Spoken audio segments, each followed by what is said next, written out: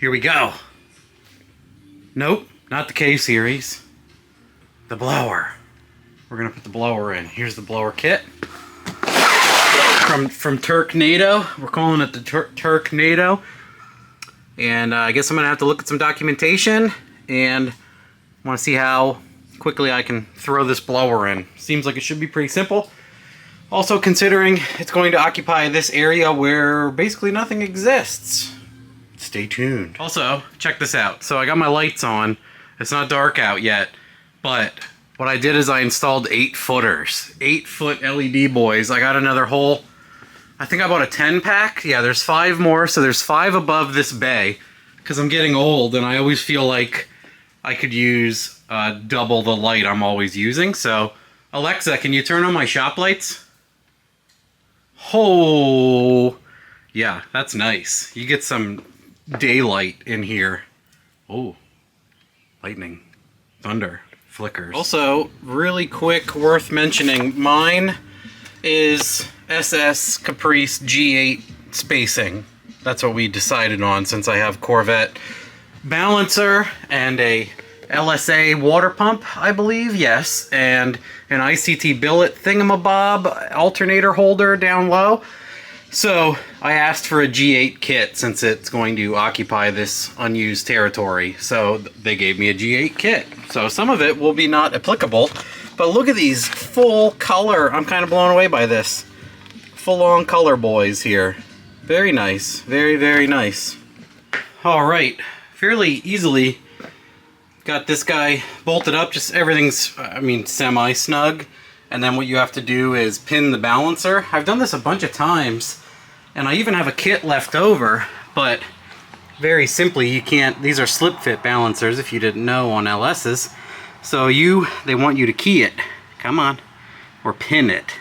So what you do is they give you a drill guide, a drill, and one of these is for Hemi and LS. I think that's, yeah, Hemi and LS, so it's both. It's a kit to do both, so the bolt's different, so mind your business. And then what you do is, this drills half into the crank and half into the pulley, and then you put the pins in, and then it essentially makes it a keyed crank. Yeah, it will not focus at all. That's what you get for nice cameras. So yeah, similarly, right here you can see the pins, half and half. And then we go from there. So I yank the balancer bolt, bloop, real quick, and we're gonna pin her up. Okay, so the premise is you put, can we get you down here? You put the crank guide pinning tool in. Let's go over to this one if we can. And then you mark your drill bit until it bottoms out on your marking tape. And then you should have the distance required for the pin. Okay, a note here. I was wrong about the pins after I read. I was just guessing. If you have an ATI balancer, the instructions are different because ATI balancer, I guess, has the provision for the blower.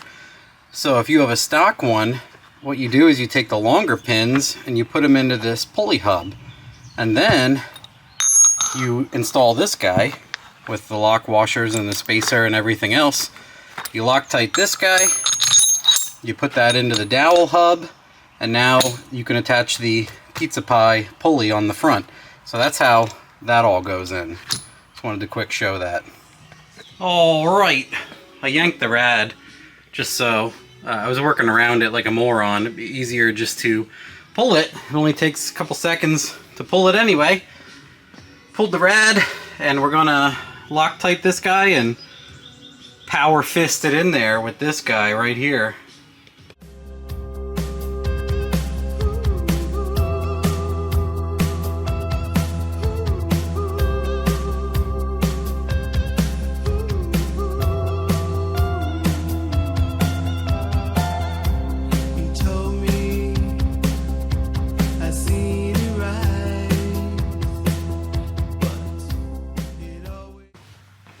Alright, balancer's tight, hub is tight, blower drive pulley is tight, whatever you want to call it. I gotta snug up the rest of these And this has stuff about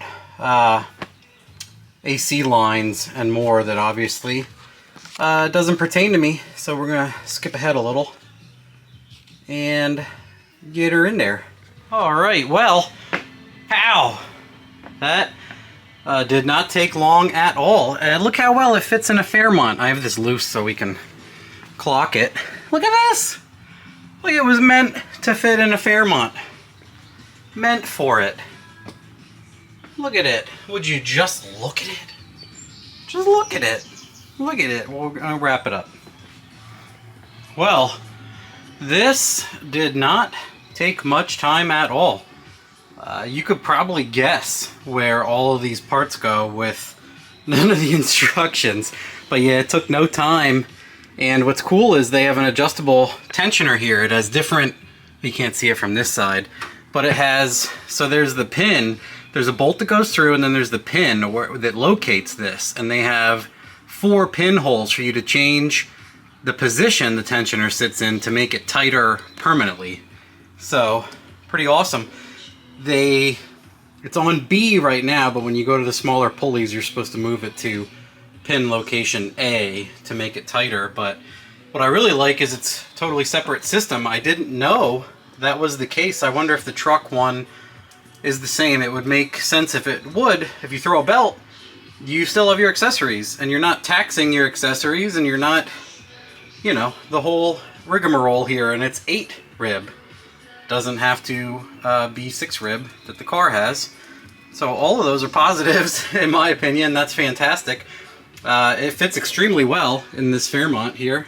And I'm gonna hook up my radiator hoses and fill her back up and get right back, and maybe we'll fire it up and rev it and do other things. I might end up cutting that snout off, or have Tom cut it off and just go down underneath, or angle it to come out here. That's what it seems like. It comes out here on the G8 maybe, or over here. Who the hell knows? I could do whatever I wanna. I could cut out the fender and blow it straight out that way, which is actually probably a fantastic idea, and that's what'll happen. But it's gonna be non-intercooled for a short while. I wanna do some testing non-intercooled. So yeah, I might just come out of here and right up into here. Stay tuned. Alright, I got some water in the coolant system. I haven't even changed the spark plugs yet.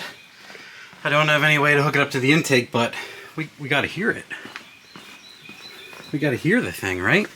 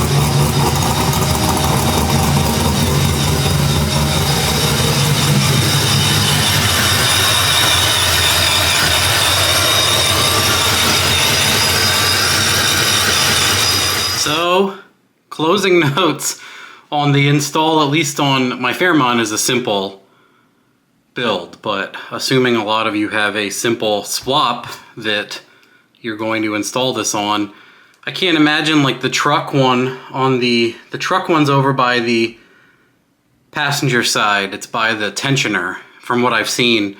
I can't imagine it takes much longer. It took me an hour and a half while I was filming and screwing around. So not much time at all. I was surprised how quick that was. And I was just haphazardly reading like what to do. I'm like, oh, I should do this. And I guessed, and then I was like, oh, I had to read it like 3 more times to get it right. I'm not one of those people to pay attention to directions very well, but everything made sense. Everything installed. Yeah. Again, I'm not being paid to say it's nice and easy, but that was nice and easy. So next thing up is make an intake pipe that's non-intercooled. And you might have seen in the picture by the throttle body, I have an IAT sensor that's thread in with a threaded aluminum bung on it. And that's for when the car does get charge piping. So that'll be next. We'll see what my buddy Tom is up to. I'll call everybody I know that can weld aluminum and be like, what you doing today?